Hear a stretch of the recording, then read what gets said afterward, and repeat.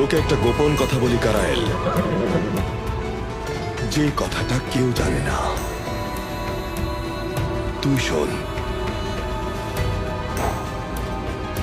আমি একটা শপথ করেছি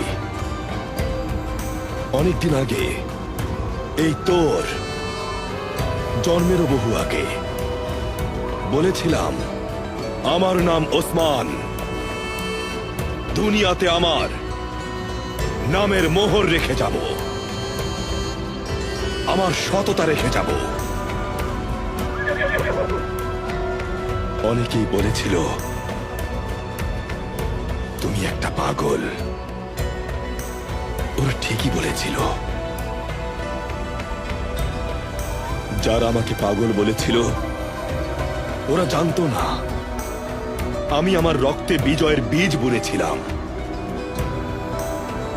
কিভাবে দৌড়াতে হয় তখন আমি জানতাম না,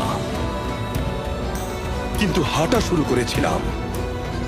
তারপর একদিন বুঝলাম আমার পথ চলার গতি বসতিতে যত যোদ্ধা আছে, যত বেরা আছে, ওদের সবার থেকে অনেক অনেক বেশি।